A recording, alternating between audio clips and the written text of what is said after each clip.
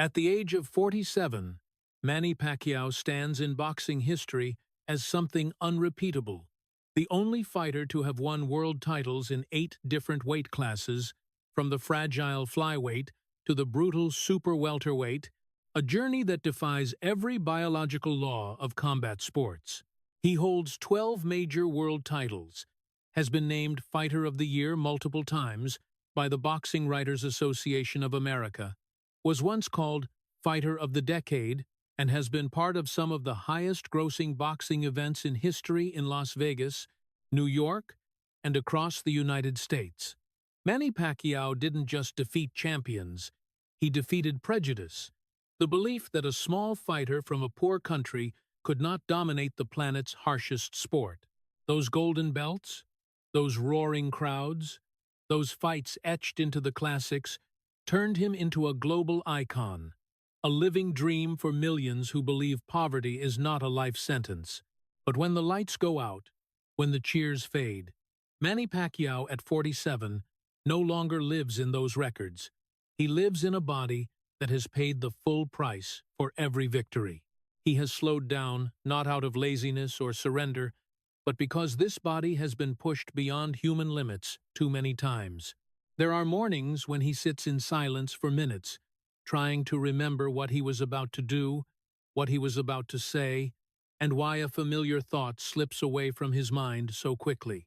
Headaches come suddenly, dull and persistent, like reminders that this brain has absorbed tens of thousands of punches, each one taking away a tiny piece that no title can ever give back. Manny no longer has the reflexes he once did, no longer the sharpness that once terrified the world. His steps are slower, and sometimes his memory is too.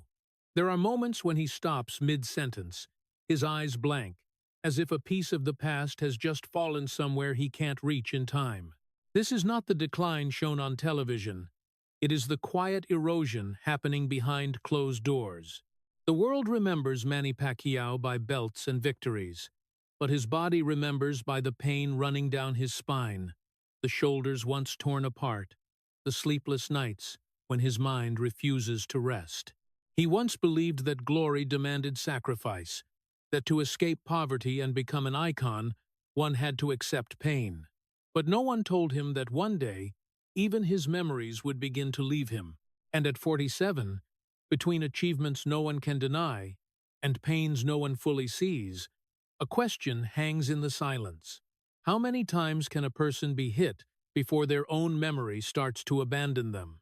If the story just now made you pause and think about the real price of glory, please subscribe to the channel to continue joining us on the journey into the untold dark corners. Manny Pacquiao was not born into poverty in the romantic sense people often use to tell rags to riches stories. He was born into a different kind of poverty. Poverty so deep, there was no room left for hope.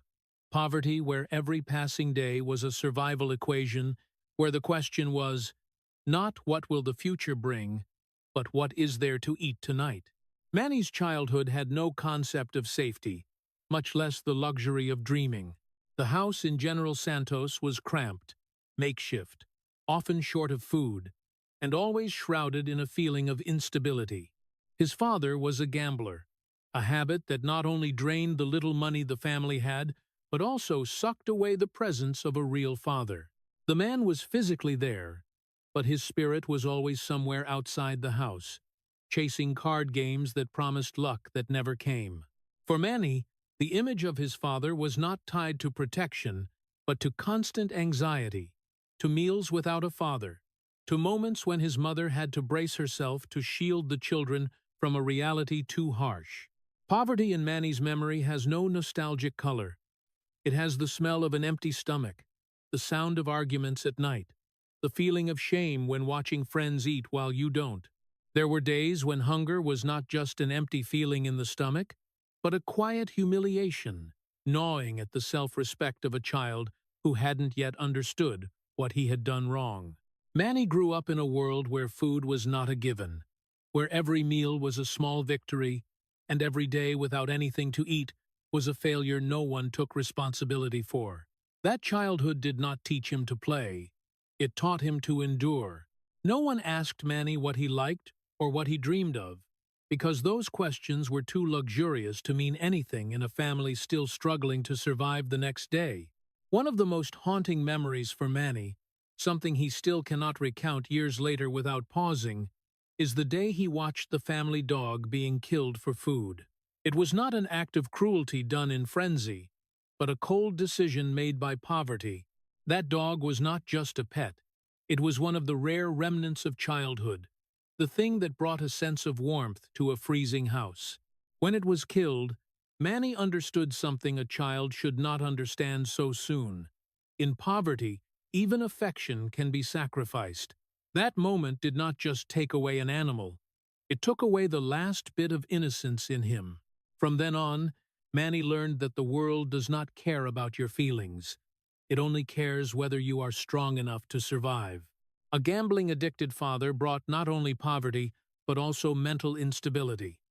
Manny's family never knew what tomorrow would bring, and that uncertainty eroded each member slowly but surely. His mother tried to hold the family together, but human strength has limits. Manny saw the exhaustion in his mother's eyes every day, saw how she gave up her own portion of food for her children, saw how she braced herself against breakdowns she did not cause. In that context, Manny was not allowed to be a child. He became the silent observer of family tragedy, carrying a sense of helplessness that no explanation could soothe. Manny leaving home before he was grown was not an act of rebellion, nor was it a romantic decision about freedom. It was a survival reflex. Staying meant continuing to go hungry, continuing to watch the family break apart little by little. Leaving became the less painful choice. Manny left home without grand dreams. He carried only one very simple desire: to find a way to survive without becoming a burden. On the streets, Manny learned lessons no school could teach: how to sleep on an empty stomach, how to accept fear as part of life, how to stand firm when no one stood behind him. The streets did not nurture him, but they forged him. They taught him that if he wanted to survive, he had to be tougher than his circumstances. He had to accept being hurt without complaint.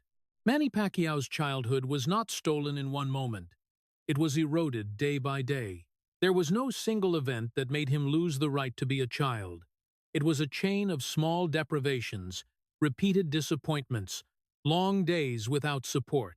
When people look back and call it hardship, that word becomes too light. What Manny went through was not just hardship. It was deprivation. Deprivation of safety. Deprivation of trust. Deprivation of the very idea that childhood is a time to be protected. It was in that deprivation that something else quietly formed.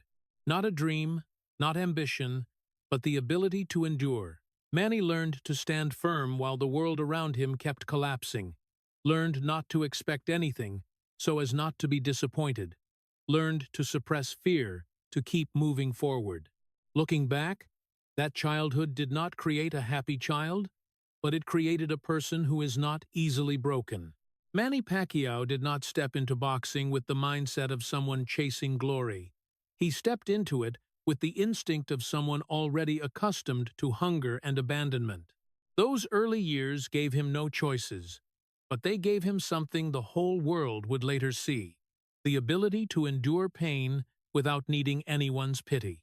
And it was from that childhood stripped of the right to be a child that Manny's story began to take a direction no one could have predicted, where survival gradually turned into fighting, and fighting gradually turned into destiny. When Manny left the poor but still somewhat warm house of his family, he did not step into freedom. He stepped into a cold void, where the streets quickly became his only roof. The first nights sleeping on the streets did not have the air of adventure or boldness. They were the quiet panic of an underage child, forced to learn how to survive without anyone calling his name. The ground was hard, dirty, and cold, but it was the only place that allowed him to lie down. The sounds of traffic, arguments, and unfamiliar footsteps echoed all night.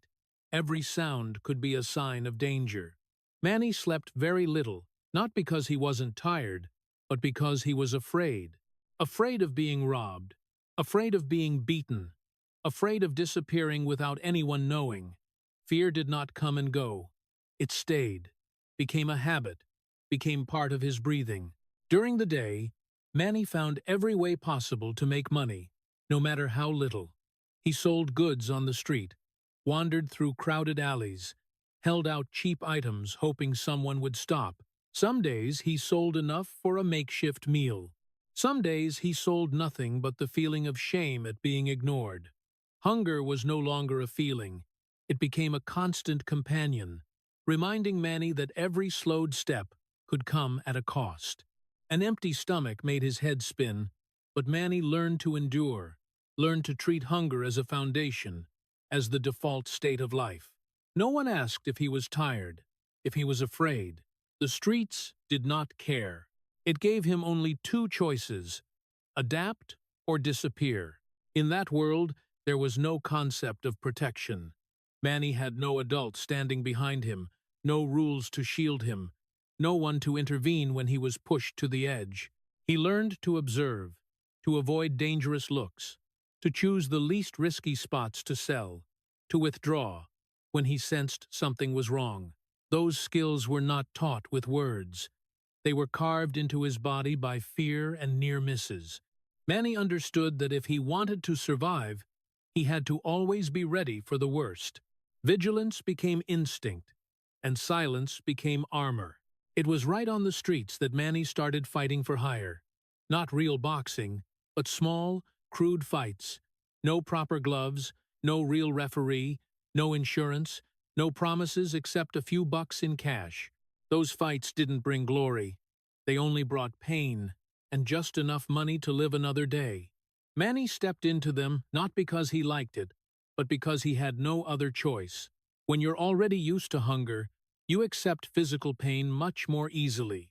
Getting hit, getting scraped, getting sore becomes a negotiable price. Fighting for hire taught Manny one brutal thing: this body can take as much damage as it needs to, as long as it can still get back up and keep earning a living. No one cheered for those fights. There were no roars, no lights, just curious eyes, sometimes cold, sometimes contemptuous. Manny learned not to expect recognition. He fought, got paid, and left. Each fight was a transaction where his body was the currency. No one asked how old he was or if he could handle it.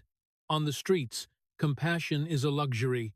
Manny was beaten not just by opponents but by circumstances, but he didn't allow himself to collapse. Collapsing meant becoming invisible, and being invisible on the streets is the most dangerous sentence. The lack of protection made Manny grow up faster than any other kid. He learned to take responsibility for himself before he even fully understood what responsibility was. Other kids had childhood. Manny had survival experience. Other kids had adults to lean on. Manny had fear to push him forward. Fear of hunger, fear of abandonment, fear of going back to zero. Those fears didn't disappear. They accumulated, turning into a twisted but powerful drive. Manny didn't dream about a distant future. He dreamed about tomorrow, about having enough money to eat, about having a place to sleep. On those long nights lying on the cold sidewalk, Manny didn't think about glory or victory. He thought about how to survive one more day without getting hurt too badly. His body gradually got used to pain, but his mind stayed tense. Every sleep was shallow, every movement alert. The streets don't let anyone stay weak for long. Manny understood that through his own experience, he became quiet, spoke little, conserved every bit of energy. Childlike emotions had no place left. They were pushed aside to make room for survival instinct. This period in Manny's life was like an invisible waiting room of fate, where he did the lowest work in the social order: no name, no position, no clear future. But unlike a temporary job, this was a place where every mistake could cost health, even life. Manny wasn't allowed to dream, but he learned to endure. Not protected, he learned to shield himself. Not recognized, he learned not to need anyone's recognition. Those days didn't create a fighter, but they created a person used to being hit and still standing firm. And it was from that raw survival that Manny began to form a special relationship with pain. He didn't love it, didn't seek it, but he was ready to accept it as an inevitable part of the road ahead. Boxing didn't enter Manny Pacquiao's life like a childhood dream nurtured from the start. It appeared as a cruel offer that life placed in front of a kid already too familiar with hunger and fear. On the streets, when hunger had become a constant companion and fear a daily habit, boxing didn't take the shape of glory or fame. It carried only one brutally simple meaning: fight to eat. Manny didn't come to boxing because he wanted to become someone. He came because if he didn't fight, he'd have nothing. No money, no food, no place to sleep. In that world, boxing wasn't the best choice. It was the only choice left. And when a kid is forced to choose between getting beaten and going hungry, that decision doesn't take long to make. The first gyms Manny stepped into weren't places training future champions. They were cramped, hot spaces full of the smell of sweat and dried blood, where no one asked what you dreamed of, only how much you could take. Manny was still small, skinny, with hands not yet tough enough for constant impacts. But in the eyes of those who organized the small fights, he wasn't a child. He was a body that could be tested. Boxing there had no protection, no development path, no promises except a few bucks after the fight. Manny quickly understood that every time he stepped onto the canvas, he was putting his body up as collateral for the next meal. Accepting boxing meant accepting being hit. Not once, but over and over, repeatedly, with no certainty about the consequences. Manny had no privilege to turn down bad matchups. When they needed an opponent, he was there. When they needed a small body to make someone else look good, he nodded. Every punch that landed on his face, every time he hit the floor, carried a clear message. This pain is the price of staying alive. Manny didn't have time to stay afraid for long. Fear didn't fill his stomach. Only getting back up, taking more hits, and hitting back kept him in that brutal game. No one taught Manny that boxing was an art. He learned it the way he learned to survive, learned to take pain without going down, learned to stand firm when his head was spinning, learned to look straight at an opponent even when his heart pounded from fear. Those lessons weren't passed on with words. They were carved into his body through every bruise, every bloody nose, every lingering ache after a fight. Manny began to understand that boxing wasn't just fighting, it was negotiating with pain. He didn't need to love it, he just needed to accept it long enough to get what he needed most: existence. The moment Manny truly signed a contract with pain didn't happen in a big fight or a dramatic decision.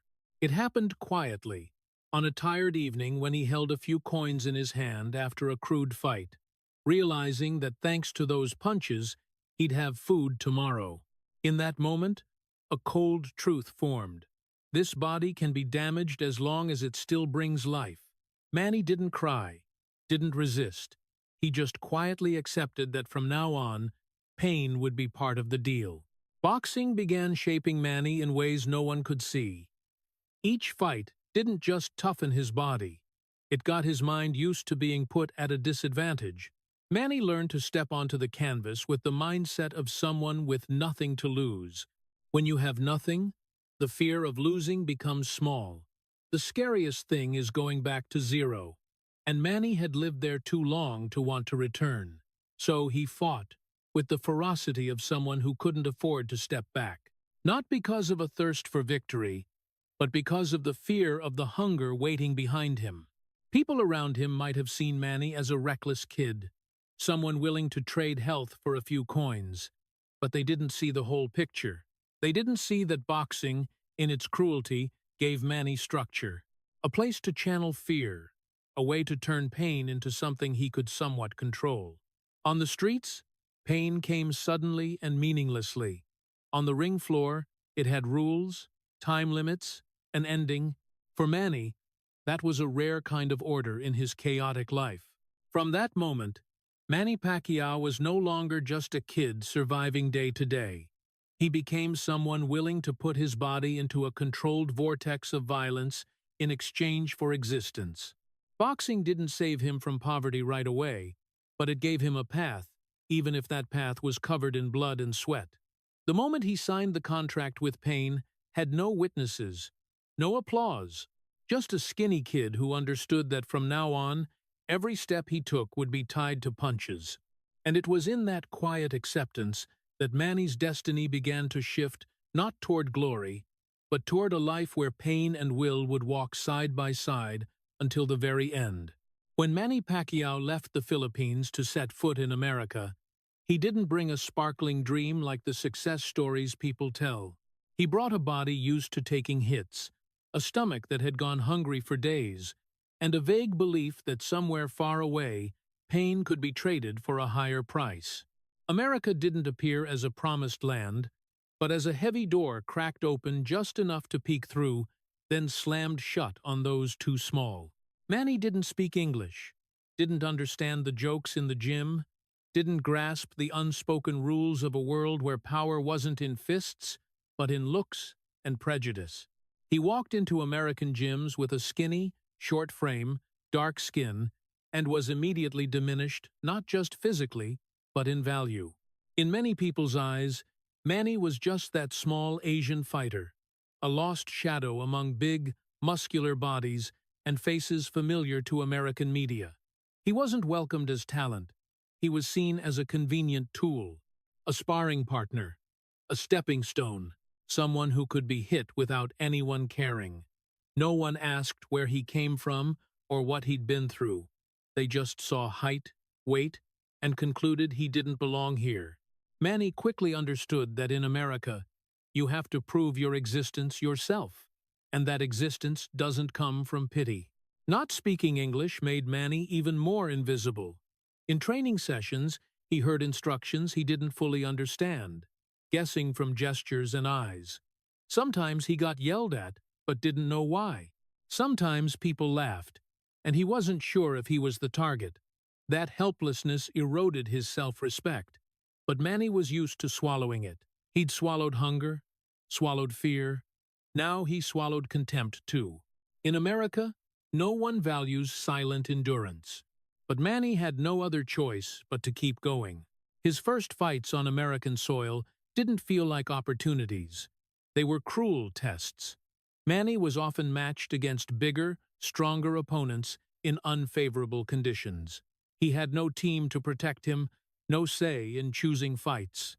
Every time he stepped onto the canvas, Manny knew he was being set up to lose from the start. But he also knew that if he refused, that already narrow door would close completely. In America, the small don't get to be picky. Manny fought with the mindset of someone begging to stay. Begging with fists, with blood, with accepting more damage than others. The feeling of being diminished didn't just come from opponents. It came from the entire system around him. Manny had no compelling story to tell American media. No image that fit the hero mold they were used to. He was an immigrant, poor, speaking broken English, from a country many Americans couldn't even locate on a map. In that world, Manny wasn't the main character. He was a side detail, a hard-to-pronounce name, a face easy to scroll past. And every time he was scrolled past like that, he felt himself shrink a little more. But it was in that very shrinking that Manny began to form a familiar reflex. Not fighting back with words, but with action. When he wasn't respected, he trained harder. When he was looked down on, he punched harder. Manny understood that in America, you might not need to be loved, but you have to force others to notice. He didn't try to fit in with words, because language betrayed him. Instead, he let his body speak. Every precise punch, every time he got back up after being knocked down, was a quiet message to the world around him. I'm still here. Those nights in America, Manny was often alone in small rooms, thinking about the road he'd traveled. He didn't miss the Philippines with romantic nostalgia, but with the feeling that at least there, he wasn't seen as an outsider. In America, he was both an outsider and someone trying to squeeze into a game not designed for him. The American dream, if it existed, didn't open its arms. It stood there, cold, demanding proof. Manny understood that if he wanted to survive in this place, he had to accept being crushed before being acknowledged. Being diminished in both body and worth didn't make Manny collapse, but it deepened a bitter belief. No one hands opportunities to the small. They only accept those who've proven they can't be ignored. Manny had nothing to lose except his own body, and he was already used to putting it on the scale. Every day in America was a silent negotiation between self-respect and survival. Manny chose survival, not because he didn't value himself, but because he believed that only by surviving would he have a chance to reclaim the worth that had been stripped away. And in that silence, amid the cold gyms and contemptuous looks, Manny Pacquiao kept walking small, but refusing to disappear, carrying the determination that, if this world had no place for him, he would force it to make one. Manny Pacquiao's first victories didn't come as liberation. They came as a new deal with life, trading hunger for pain, trading vague fear for specific pain. Manny began winning, one fight at a time, in small venues where applause was sparse, and lights weren't bright enough to hide the bruises on his skin. Money started coming in more than before, enough to eat fuller meals, enough for a warmer place to sleep, enough to not wake up every morning with the raw worry of how he'd survive that day. But at the same time, a quiet truth formed. The pain didn't lessen. It just became more familiar, like hunger once had been. Manny realized that the human body can adapt to things it shouldn't accept, and that adaptation is both a lifeline and a curse. Each victory brought a temporary sense of safety. Manny knew that for at least the next few days, he wouldn't have to worry about food. But every time he stepped off the canvas, his body recorded a new debt. Punches to the head, ribs, shoulders didn't vanish when the referee counted to 10. They lingered, simmering, seeping into every joint, every muscle fiber, every restless sleep. Manny no longer clearly distinguished between pain and fatigue. He just knew that if he could still stand, still fight, he had to keep going. Hunger was something he understood too well, and compared to that, pain became the more acceptable price. People around him started looking at Manny differently. No longer completely a stepping stone, he began to be named. But that respect was thin and conditional. It only existed as long as Manny kept winning. And Manny understood that to keep winning, he had to push his body even further. Training sessions grew harsher, fights tougher, opponents bigger. No one cared whether Manny needed rest or not. In America, the only motivation was results. Manny began living in a cruel loop. Win to survive, survive to keep winning, and win again to prove he deserved to be here. More money brought an illusion of security. Manny could send money home to his family and could feel he was no longer a burden. But that money was minted from punches, and every time he held it, he knew he'd just paid another piece of his body. Some nights, Manny lay still, feeling pain spread like small waves, telling himself this was a fair price. He was used to trading. Since he was a child, he'd traded childhood for survival. Now, he was trading health for opportunity. For Manny, that wasn't tragedy. It was the only logic life had taught him. Familiarity with pain began to change how Manny saw himself. He no longer viewed pain as a signal to stop. Instead, pain became proof he was still on the right path. If there was no pain, it meant he hadn't tried hard enough. That mindset didn't come from ambition, but from fear of going back to zero. Manny feared hunger more than pain, abandonment more than injury, and so every victory, instead of being a stopping point, became a reason to keep enduring. Success didn't open a door to rest. It opened a steeper road. Those first wins also taught Manny a bitter lesson about the fragility of his position. One loss could make everything vanish. Respect, opportunities, money, all could turn their backs in an instant. Manny didn't dare let himself weaken, didn't dare slow down. He forced himself to train even when his body begged for rest. He stepped onto the canvas with pains not yet healed, because in this place, no one waits for you to get healthy. If you don't fight, someone else is ready to take your place. Deep down, Manny began to understand that these victories weren't just building a career. They were also writing a long-term bill in advance. But he didn't allow himself to think too far ahead.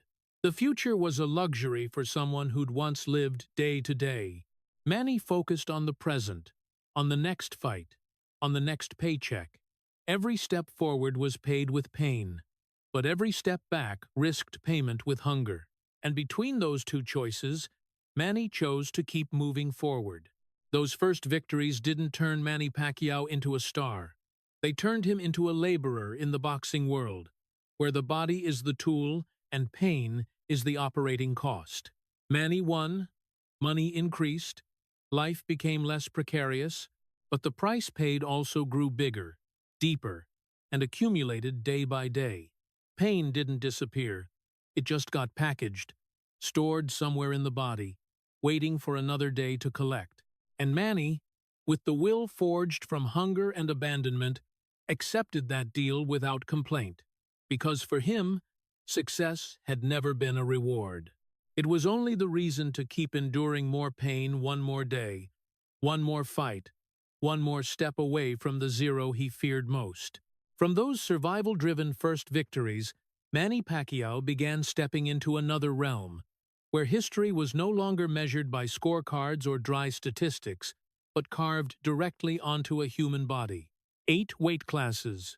That number sounds like a miracle, but for Manny, it was 8 times forcing his body to do what biology wouldn't allow. Each move up or down a weight class was another new contract signed with pain, pushing himself to get bigger, stronger, faster, or, conversely, thinner, lighter, more exhausted just to meet the demands of a game that accepted no limits.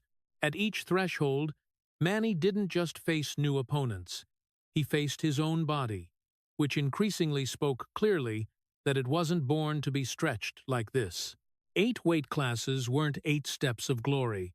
They were 8 times the body was torn apart and reluctantly pieced back together. Cutting weight wasn't just about dropping a few pounds on the scale. It was days of dehydration until vision blurred, nights of convulsions from exhaustion, mornings waking up feeling the body no longer belonged to him. Then, when he had to gain weight, Manny forced himself to carry extra mass, extra impact force, extra pressure on already weary joints and bones. There was no balanced state, only constantly shoving the body from one extreme to the other, as if it were an infinitely adjustable tool. And while the world called it greatness, Manny felt it as a series of trials where each one overcome left a new crack. Manny's brain was the first place to start recording that price. The punches that once helped him win fights were also the punches quietly accumulating damage. At first, it was just fleeting dizziness, moments needing a few seconds to regain orientation. Then, gradually, they lasted longer, went deeper. Manny got used to shaking his head to shake off the fog, used to reassuring himself that this was normal in boxing. But each new weight class meant bigger, heavier opponents, and punches carrying force his body had to absorb fully. The brain doesn't forget. It just stays silent, accumulates, waits until it can no longer stay silent. Manny's shoulders became the weakness he wasn't allowed to admit. Hooks, continuous punches, violent clashes put non-stop pressure on the shoulder joints. There were times when every time he raised his arm it was a sharp stab of pain. But Manny kept going. In a world where you're paid to fight, saying "I'm in pain" meant disqualifying yourself from the game. Manny learned to hide pain, learned to let a smile cover the tightness in every movement. The arm that was once a weapon gradually became a burden he had to carry into the ring. Manny's back bore it all.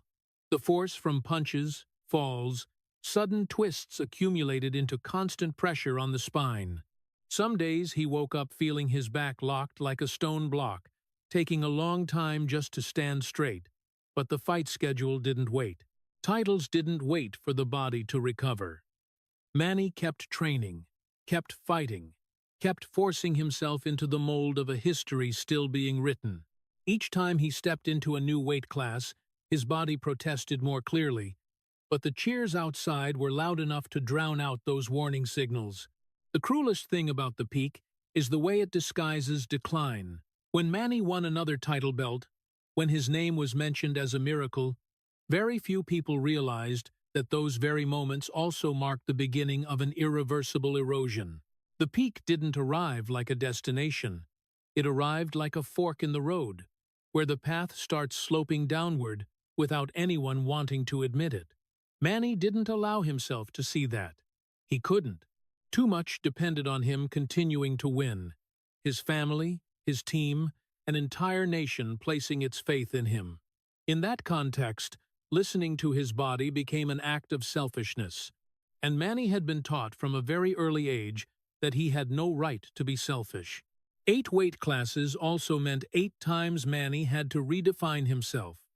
Each change took him into new territory where old rules no longer applied. But the body doesn't change as flexibly as titles do. It carried the entire history of previous fights. Old injuries didn't disappear when he strapped on a new belt. They followed Manny, accumulated, layered on top of each other, forming a map of pain that only his body could read. The world saw transcendence. Manny felt erosion. At the height of his career, Manny Pacquiao became the symbol of the impossible. But that very impossibility demanded a non-negotiable price. No miracle comes free. Each step up in weight class was a silent question. How much more can this body take? And each time, he answered with action, not because he believed his body was invincible, but because he didn't allow himself to stop. Stopping meant admitting the price had become too high, and Manny had never been taught how to admit that. The signs of decline didn't come all at once. They came slowly, subtly. A training session that took longer than usual to recover from. A persistent pain that didn't go away after a few days. A moment of lost focus on the canvas. Manny registered all of it, but he didn't allow it to become a reason.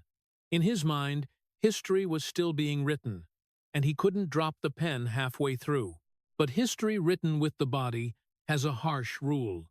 Every line etched deeper into the very person writing it. Looking back, 8 weight classes weren't just a record. They were 8 times Manny Pacquiao forced his body to exceed its endurance threshold.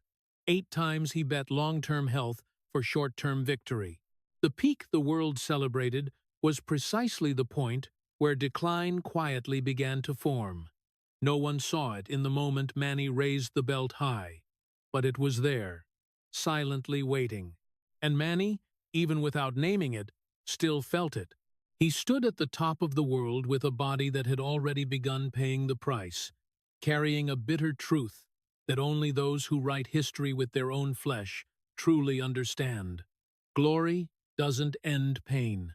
It only makes the pain seem more meaningful in others' eyes, while for the one enduring it, it becomes the start of an erosion journey with no way back. After the peaks written with the body, Manny Pacquiao's body began betraying him in a slow but unrelenting way. It didn't collapse in one dramatic moment for people to notice and stop. It betrayed him with small, repeated signs, like whispered warnings he was forced to ignore. Headaches appeared without schedule, coming suddenly like a hammer tapping from inside the skull. Sometimes they lasted for hours, sometimes simmered all day, making light too harsh and sounds too sharp. Manny learned to live with them, learned to treat headaches as part of the morning routine, like putting on shoes or wrapping hands. Insomnia became a new companion. Nights after fights, when the body should have been exhausted enough to sink into sleep, Manny lay awake, eyes wide open in the dark. His mind wouldn't settle, as if the punches hadn't stopped, still echoing somewhere in his brain. He tossed and turned, trying to find a less painful position, but no position was truly comfortable. Shallow sleep, waking up tired, then stepping back into training. That cycle repeated, wearing down both body and spirit. Manny didn't complain. He had learned long ago that complaining brought nothing but weakness in others' eyes. Injuries were no longer isolated incidents. They piled up, accumulated like layers of painful sediment. Shoulders not fully recovered had to bear more pressure. Hands hurt, but still had to punch. Back stiff, but still had to twist. Manny stepped onto the canvas with a body that was never truly healed. In some training sessions, every punch thrown carried a familiar rhythm of pain, like a reminder that this body had long exceeded its limits. But he didn't allow himself to stop. Stopping wasn't in Manny Pacquiao's dictionary. The reason wasn't just himself. Behind Manny was his family. People who had once relied on him to escape poverty, to have a more stable life. Every time he thought about resting, Manny saw the faces of his loved ones, remembered the years of deprivation they had gone through together.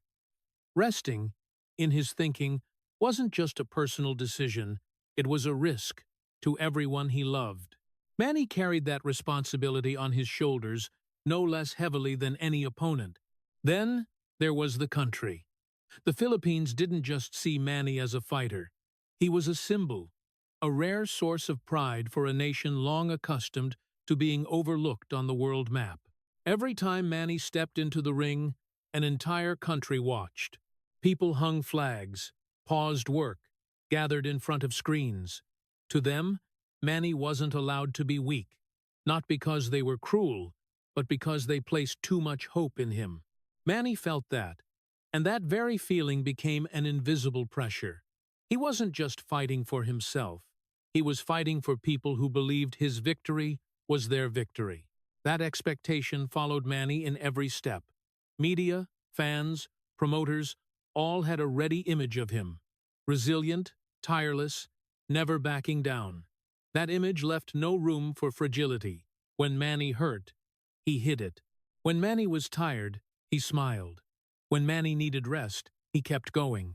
He understood that just one sign of weakness, and the world would quickly move on to search for another face. In boxing, loyalty doesn't last longer than the most recent result. Manny didn't dare test what would happen if he stopped. The greatest tragedy for Manny wasn't the pain itself, but the fact that he was never allowed to see pain as a legitimate reason to stop. The body betrayed, but the fight schedule didn't betray. It still came on time, still demanded his presence, still required Manny to step into the ring looking like a tireless warrior. Manny became the gatekeeper of his own limits, constantly pushing that door farther, even knowing the abyss waited behind it. He knew what his body was saying, but he chose not to listen. Not because he disregarded health, but because he had grown used to sacrificing it. There were rare moments, when alone, that Manny allowed himself to acknowledge the fatigue. Those moments were brief, quickly buried by training schedules, responsibilities, the call of the next fight. He told himself he had gone too far to turn back, that stopping now would make everything before meaningless. That thinking kept him going, but it also trapped him in an inescapable loop.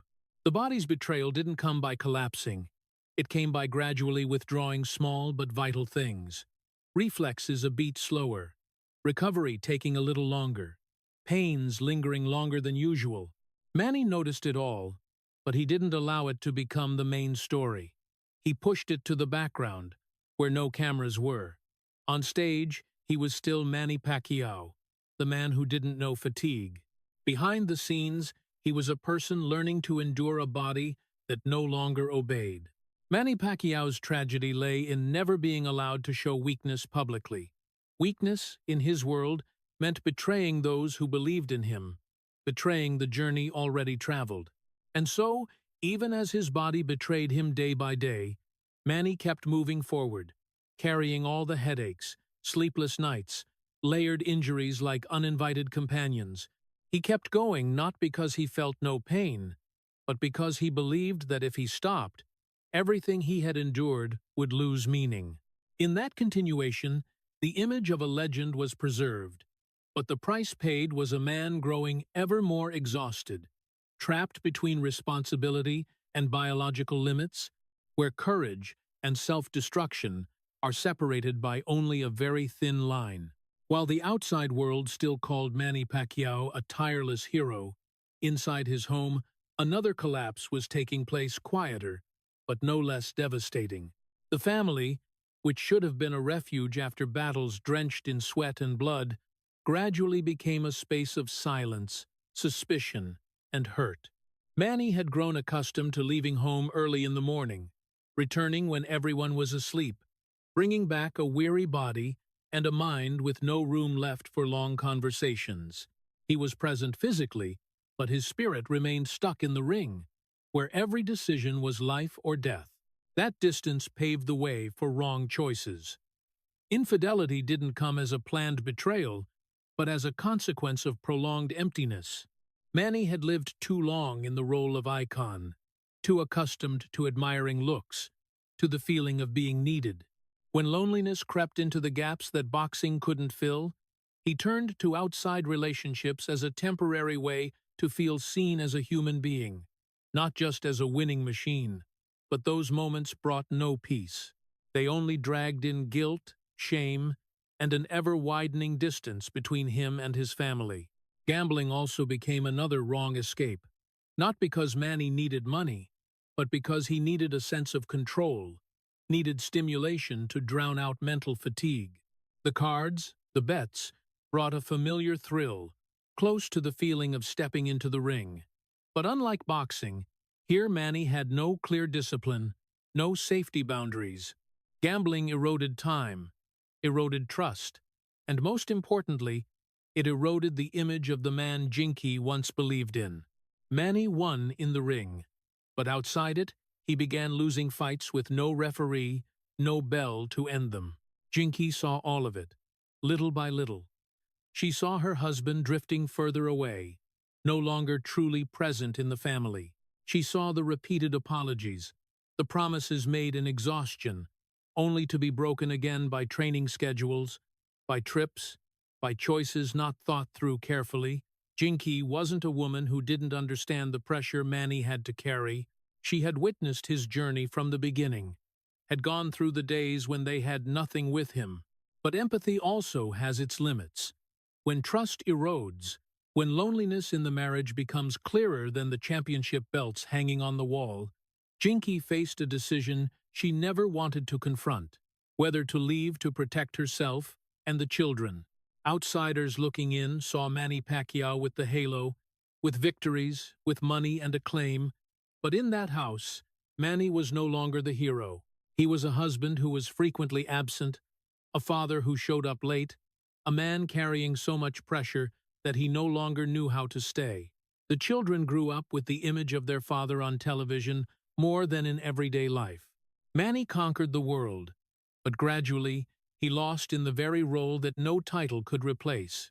The cracks in the family didn't happen through loud arguments, but through prolonged silence. Shared meals became rarer. Conversations grew short, evasive. Manny felt that distance, but he didn't know how to fix it. Boxing had taught him how to fight, not how to listen. He knew how to apologize, but apologies aren't enough when behavior doesn't change. And every time he realized he was losing his family, Manny sank deeper into training, into fight schedules, into the things he knew how to control. It was a cruel loop. Family cracks drove him to escape into boxing, and boxing kept pushing the family further away. There were rare moments when Manny faced a fear greater than any opponent, the fear of returning to an empty home, the fear that all the sacrifices, all the pain he endured, wouldn't save the most important thing. Jinky, standing at the point of leaving, wasn't a threat. It was a milestone, showing that everything had gone too far. Manny understood that this time there was no punch to solve it, no strategy to turn the tide in 12 rounds. This was a fight he hadn't been trained for. Manny Pacquiao's tragedy in this phase lay in the painful contrast. He could make the whole world stand and cheer, but he couldn't hold peace in his own family. He had grown used to enduring physical pain, but he wasn't prepared for the mental pain of watching those he loved drift away. Every victory out there only highlighted the failure at home. And in that rift, Manny began to understand a bitter truth. Some fights can't be won with strength, and some prices can't be paid with titles. When the hero is no longer at home, the halo outside becomes emptier than ever, and Manny was forced to face a question boxing had never asked him. If he lost his family, what meaning did all those victories still have? When everything began to crack in his own home, Manny Pacquiao realized a truth he had avoided for many years. Not every punch can be endured with willpower, and not every wound is physical. Family fracturing, trust shaking, loneliness closing in even when surrounded by lights and cheers, Manny reached a state of exhaustion that boxing had never taught him how to handle. This wasn't the fatigue after a fight, the kind a few weeks of training could fix. This was the accumulated weariness of a man who had lived too long, standing tall, too long in a role that didn't allow weakness. Manny turned to God, not through sudden enlightenment or pure religious longing. He turned to him in a state of depletion, when every familiar escape no longer worked, when victories no longer brought fulfillment, when his family stood on the brink of breaking. Manny needed a place that allowed him to stop, not to fight, but to let go. Faith appeared as a rare space where he didn't have to be strong, didn't have to prove anything, didn't have to raise his hands before a crowd. There, he was allowed to kneel. Kneeling was an action Manny had avoided his whole life. From the boy sleeping on the streets, he had learned that bowing his head meant being swallowed. In the ring, going to a knee was a sign of defeat. But in faith, kneeling wasn't losing. It was acknowledgement, acknowledging that he was tired, acknowledging that willpower, no matter how strong, has limits, acknowledging that some pains can't be carried alone forever. Manny didn't come to God to ask for more strength. He came to ask for rest. The first prayers didn't bring instant peace. Manny still had headaches, still couldn't sleep, still carried the weight of past wrong choices. But one thing changed slowly. He no longer had to perform. In faith, Manny wasn't the champion, wasn't the national icon, wasn't the hero. He was just a tired man seeking forgiveness, first from himself. That simplicity became the greatest comfort. Faith also gave Manny a new language to face his mistakes. Infidelity, gambling, absence from the family no longer justified by pressure or circumstances, they were seen plainly as wrongs. Not to punish himself, but to begin the process of repair. Manny understood that no prayer could erase the consequences, but faith gave him a moral framework to change, a spiritual anchor to keep from sliding further. For Jinky, that change wasn't an instant miracle. Trust damaged beyond repair couldn't be fixed with words or rituals alone. But she saw something different in Manny: humility. The man once used to commanding, controlling, standing at the center, now learned to listen, learned to be silent, learned to accept that he had hurt others. Faith didn't heal the family overnight, but it opened a door that had been tightly shut before. For Manny, faith became the final refuge, not because it promised solutions, but because it allowed him to exist in an imperfect state. There, he wasn't measured by wins, wasn't judged by titles, wasn't pressured to keep proving. He was allowed to be weak, allowed to be afraid, allowed to admit he didn't control everything. After years of living in a world where weakness was a sin, that brought an indescribable relief, faith also helped Manny redefine the meaning of pain. Before, pain was something to overcome, to move forward. Now, it became a signal to be listened to. Manny no longer saw pain as an enemy to defeat, but as a reminder that his body and mind had gone too far. That shift didn't make him softer in the ring, but it made him more careful in how he lived. In those moments of kneeling, Manny didn't pray for more victories. He prayed for enough peace to keep living with the consequences he had created. Faith didn't erase the past, but it gave him a way to move forward without being consumed by it.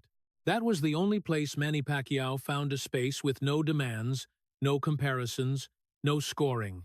A place where he didn't have to stand tall, didn't have to throw punches, didn't have to win. And it was in that acknowledged exhaustion that Manny began to rise in a different way. Not with the stance of a warrior ready to fight, but with the posture of a man accepting his limits. Faith became the final refuge, not because it promised a happy ending, but because it allowed Manny to keep living without having to pretend to be invincible. The fight with Floyd Mayweather Jr. didn't enter Manny Pacquiao's life as an ordinary boxing match.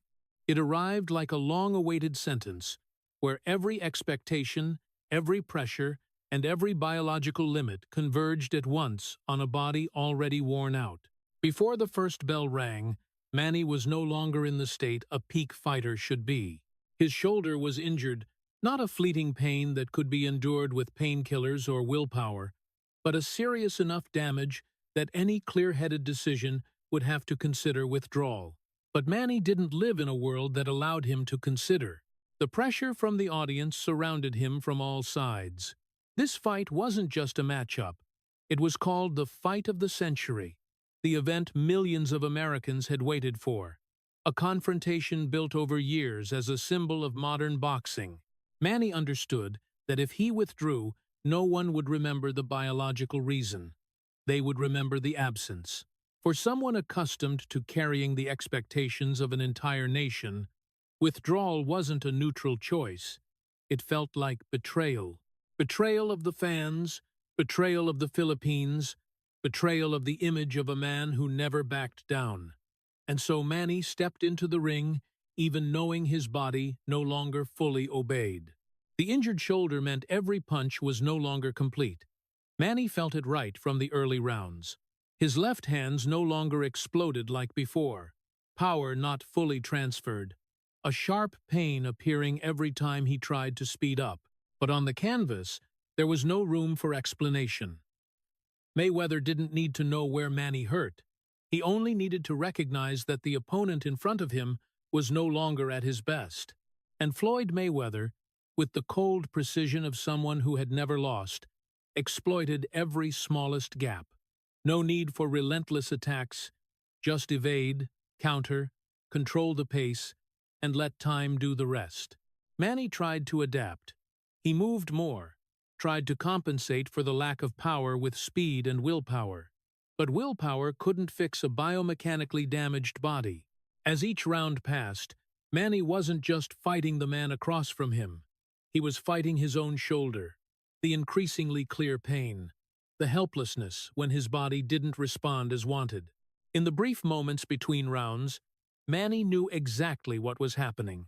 He knew this wasn't his best version, but he also knew it was too late to turn back. The pressure from the audience didn't lessen over time. Every time Manny didn't dominate, every time he failed to create an explosive moment, disappointment spread like a wave. American media didn't care about the injured shoulder while the fight was happening. They cared about the story they had sold to the audience. Manny Pacquiao, the ferocious attacker, would break through Mayweather's defensive system. When that didn't happen, the story began to collapse. And Manny stood at the center of that collapse, fighting while clearly feeling that his body was no longer enough to fulfill the role the world had assigned him. The fight ended not with a knockout, but with cold numbers on the scorecards. Manny lost. But this loss wasn't like other losses in his career. It wasn't just a tactical defeat, not just a defeat by an opponent. It was a biological defeat. Manny's body could no longer do what his will demanded. It was a rare moment in his life when maximum effort still wasn't enough, not because of lack of trying, but because the limit had been reached. After the fight, when information about the shoulder injury was revealed, the public's reaction wasn't unanimous sympathy. Many doubted, many saw it as a late excuse. Manny understood that. He had grown used to his pain only being believed when it was entertaining. But for him, that skepticism mattered less than the bitter feeling inside. He had stepped into the biggest fight of his life, no longer whole. And he had done it voluntarily, because he didn't know any other way to live with the role he carried. The loss to Mayweather marked a new boundary. Not a boundary of titles, but a boundary between what Manny wanted to do and what his body allowed. For the first time, he had to face an unavoidable truth. Willpower can't forever overpower biology. You can overcome poverty, overcome fear, overcome pressure, but you can't forever command a body that has been worn down for years. This defeat didn't take away Manny Pacquiao's legacy, but it put a deep crack in the image of invincibility the world had grown accustomed to. In the silence after the fight, Manny didn't think about the scorecards. He thought about the moment his shoulder throbbed in pain when he tried to throw the familiar punch and his body didn't respond. He thought about the years he had pushed his body beyond limits, about the times he ignored warning signals because of responsibility and expectations. The fight with Mayweather became a mirror, exposing the truth Manny had postponed for too long. Not every failure comes from a wrong decision. Some failures come from having gone too far to have any other choice. And in that realization, Manny Pacquiao stepped out of the ring not just with one loss, but with a clear awareness that from here on, every next step would have to face a new question, more painful than any opponent. How much longer can this body still obey? After the fight with Mayweather, Manny Pacquiao didn't step out of the spotlight with a dramatic fall, but with a change much harder to name. Not immediately. There was no moment when he collapsed, for the world to realize something had broken. Everything happened quietly, just like the way his body had always endured. Little by little, without warning, Manny began to forget. At first, it was just small things, forgetting an appointment, forgetting where he had just put something. He laughed it off, reassured himself that everyone has those moments. But then, those moments appeared more often, more persistently, and carried a sense of unease he had never felt in the ring. There were times when Manny would stop mid-sentence, as if his train of thought had been cut off. He knew he was searching for a word, an idea, but it wouldn't come. That empty moment lasted only a few seconds, but it was enough to scare him. No one in the stands saw it. No camera captured it. But for Manny, it was another punch, straight to the thing he always believed couldn't be touched: his clarity. He had once accepted physical pain as part of the job, but his brain starting to respond more slowly was a loss he wasn't mentally prepared to face. Confusion became part of everyday life. Manny sometimes repeated a story he had just told, sometimes asked again what the other person had just answered. Those around him, at first, thought it was a sign of fatigue, of a packed schedule. Manny wanted to believe that too. He had lived in a state of exhaustion for so long that he couldn't distinguish between tired and abnormal. But deep inside, a quiet fear grew. The fear that those punches from years ago hadn't just taken away strength, but were quietly taking away his ability to hold on to himself. Questions about CTE didn't come as an official diagnosis announced loudly. They came as a hovering cloud, nameless but understood by everyone. Manny had seen too many fighters who came before him, those who once stood at the top and then gradually changed in painful ways. He knew those stories. He knew that not all damage shows up on scans or test results.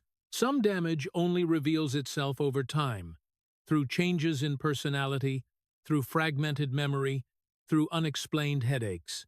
Manny began asking the question he had always avoided before. Is what's happening now the real price of all the years he traded away? The scariest thing wasn't the answer, but the uncertainty.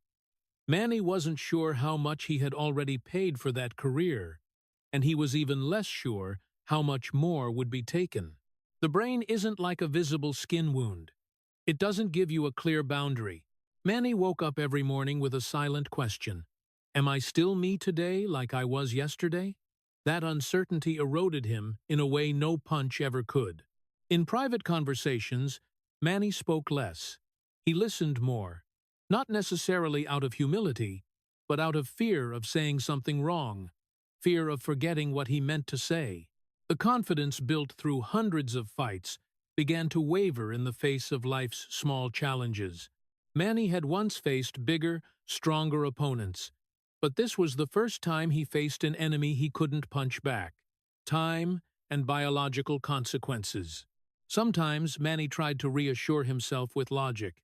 He told himself he was still okay, that these signs weren't enough to conclude anything. But logic couldn't erase the anxiety every time he couldn't recall a familiar detail. And that worry wasn't like the worry before a fight. It didn't excite, didn't spike adrenaline. It made him withdraw, quieter, more cautious. Manny began to understand that some battles bring no thrill, only prolonged exhaustion. After the spotlight faded, Manny Pacquiao was no longer judged by wins or losses. He began judging himself by different standards: how much he could still remember, how long he could stay focused, how much he could control his emotions.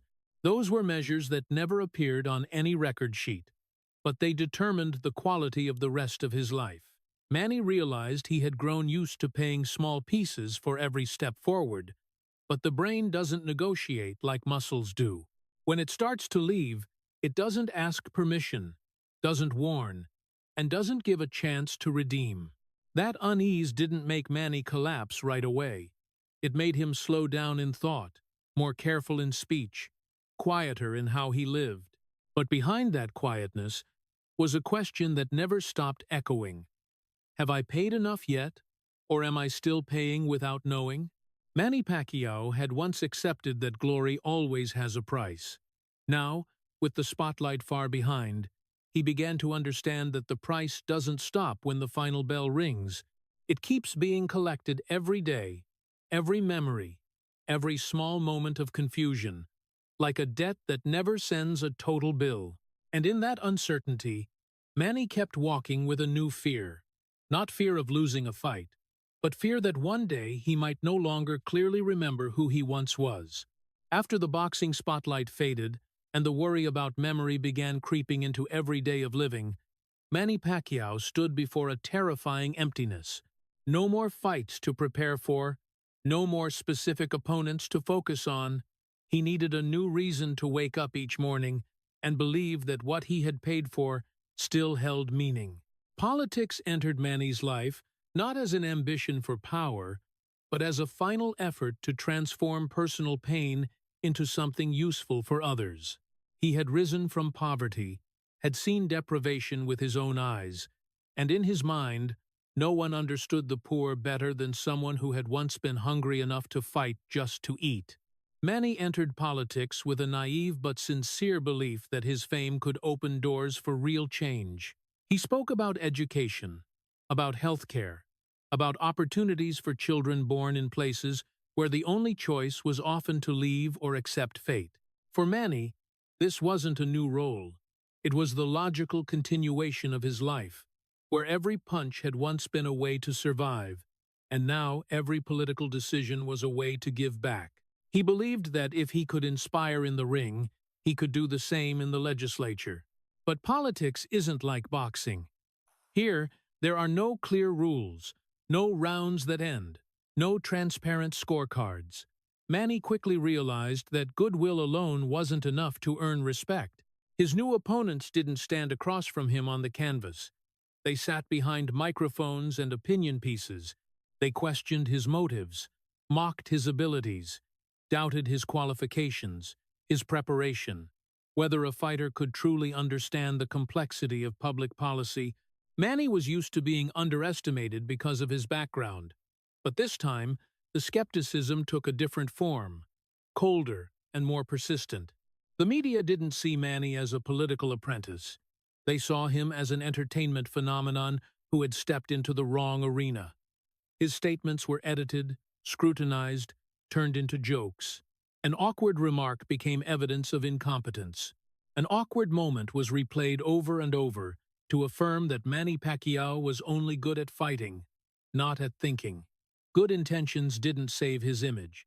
And Manny, who had once endured direct punches, now had to endure invisible blows that were no less painful. The thing that hurt Manny the most wasn't the personal mockery, but the feeling that his efforts were being misunderstood. He didn't enter politics to prove he was smarter than anyone. He entered because he believed lived experience is also a form of knowledge. But in a system where degrees and academic language are valued more than life stories, Manny became out of place. He spoke from the heart, but the heart isn't always heard in rooms full of calculations. That doubt also forced Manny to confront himself. He wondered if this was the right choice, or just a way to escape the sense of meaninglessness after leaving the ring. There were days when Manny felt like he was back in the position of that boy from years ago, underestimated, seen as not enough. But unlike boxing, he couldn't respond with immediate action. Everything moved slowly, complicatedly, and demanded a patience that a weary body and an anxious mind could hardly sustain. His family and those closest to him saw that disappointment. They saw Manny come home with a different kind of exhaustion after every meeting or public debate. There was no release, like after a win. Just the feeling of being stuck between intention and outcome. Manny wanted to help the poor, but he gradually realized that wanting doesn't mean being able to do it. And in politics, failure doesn't come with a bell. It comes with the slow erosion of trust. Politics became the final test for the question that had haunted Manny since leaving the ring. What value does my life still have beyond victories?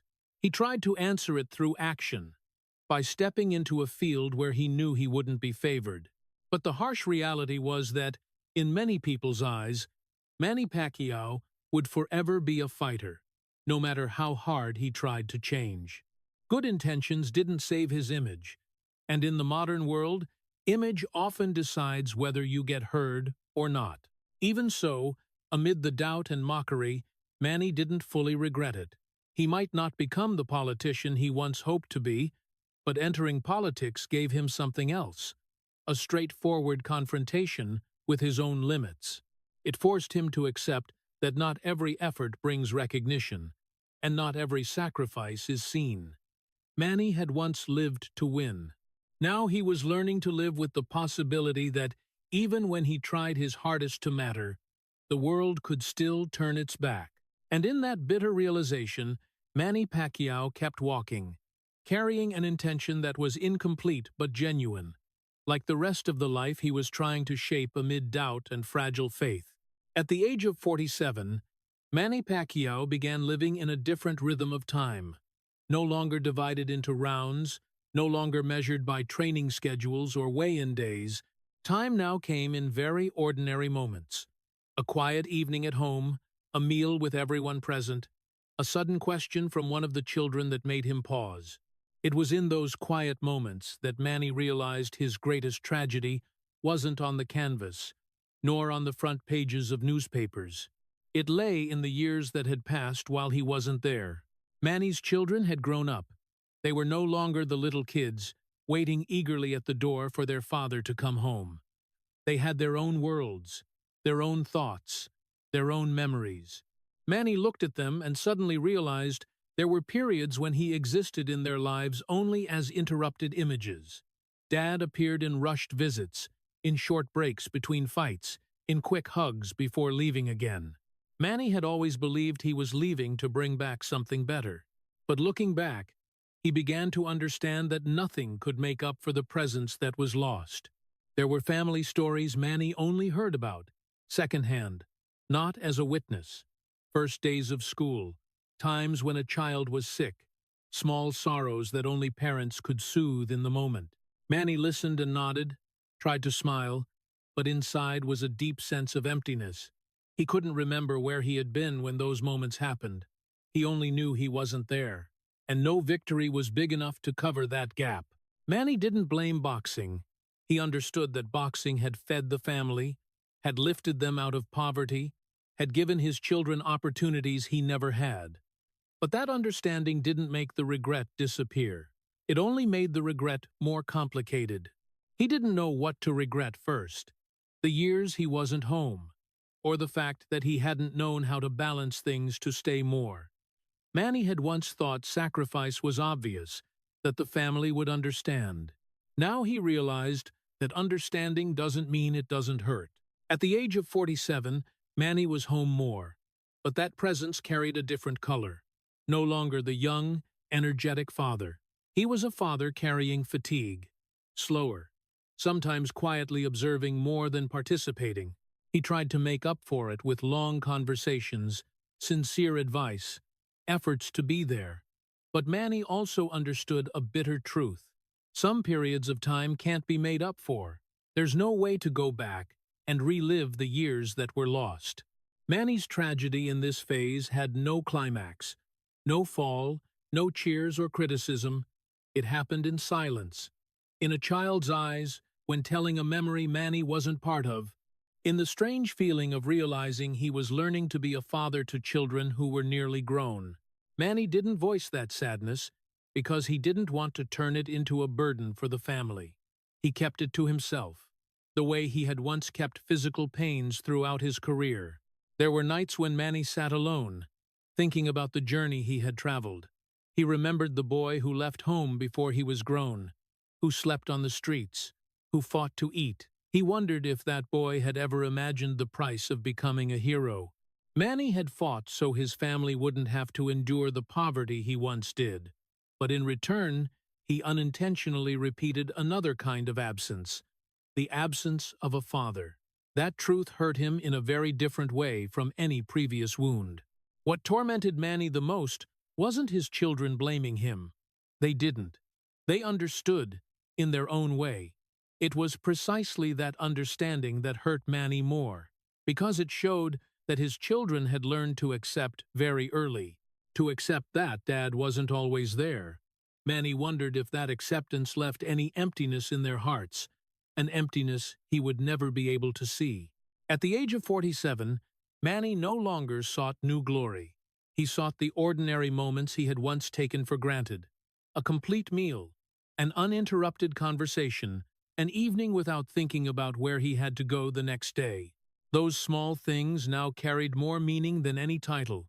But along with the appreciation came the quiet sadness that he wished he had understood this sooner. Manny Pacquiao's quiet tragedy lay in the fact that no one could blame him. He had done everything a poor man could do to protect his family. But life doesn't score based on intentions. It measures by presence, and in that aspect, Manny knew he had arrived late. No cameras recorded this realization. No audience witnessed it. Just a father, at the age of 47, looking back at the years lost, and understanding that some victories never come in time, and some losses are only recognized when everything has gone too far to turn back.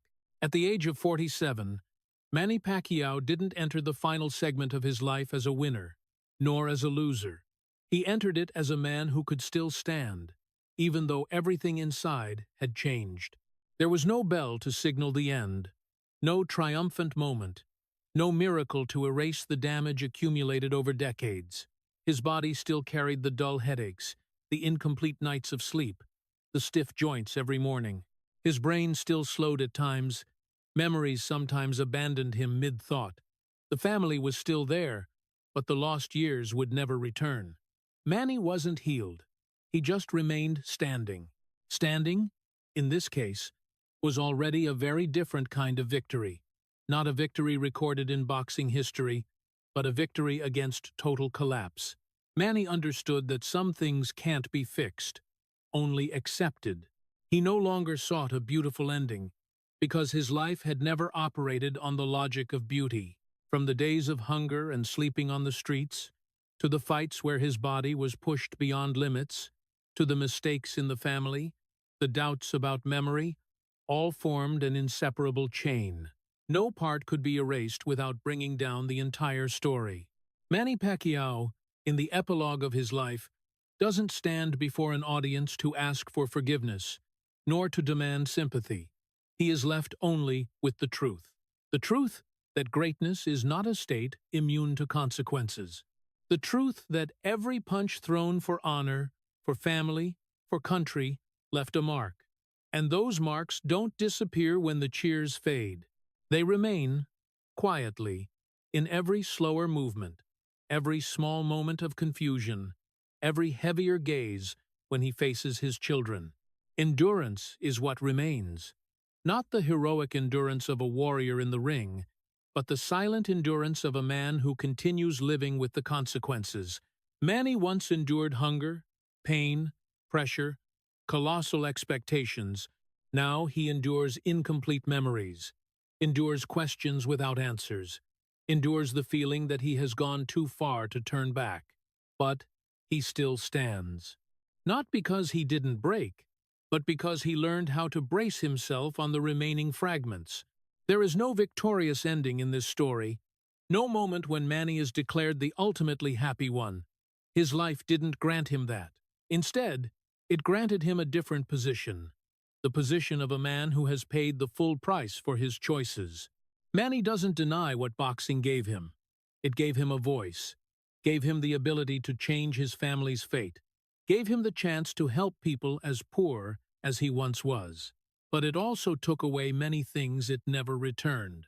And Manny, at the age of 47, is clear-eyed enough not to hide that truth behind simple, inspirational stories.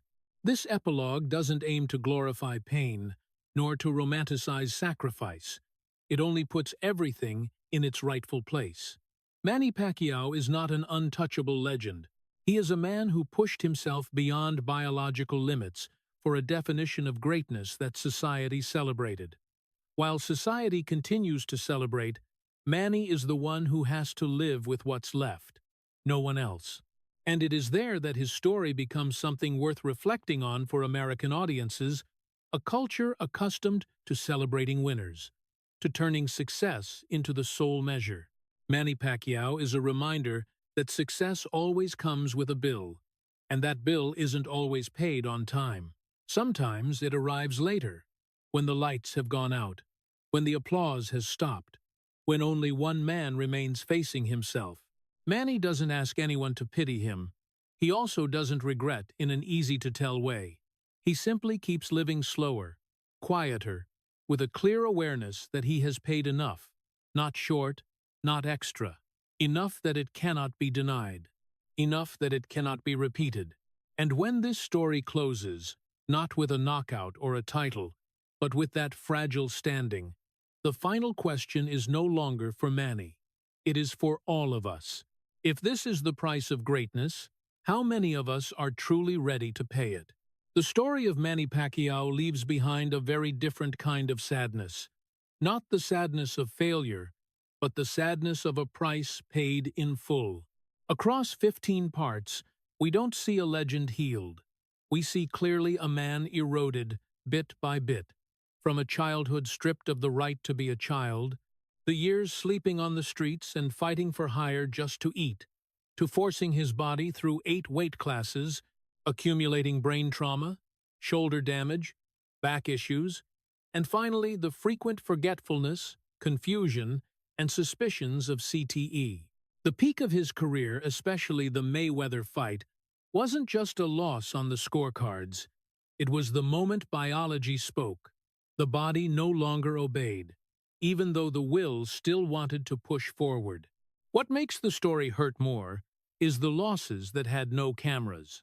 Manny conquered the world but lost in his own family. Infidelity, gambling, Jinky standing at the point of leaving, children growing up with him, arriving late, years that can never be relived. Faith appeared not as a miracle, but as the only place that allowed him to kneel because he was tired. Politics became the final effort to mean something, but good intentions didn't save his image, and he continued to be doubted and mocked. All of it came together into a quiet tragedy. No climax, no victorious ending, only the truth and endurance.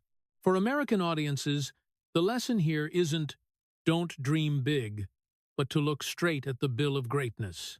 A culture that celebrates winners often forgets to ask, who pays, with what, and when?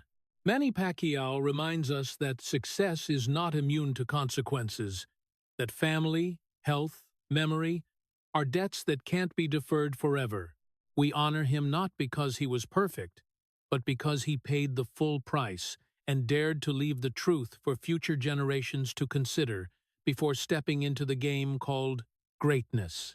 If the story of Manny Pacquiao has made you rethink the price of greatness, please subscribe to the channel to continue joining us as we dive deeper into the legendary fates behind the spotlight.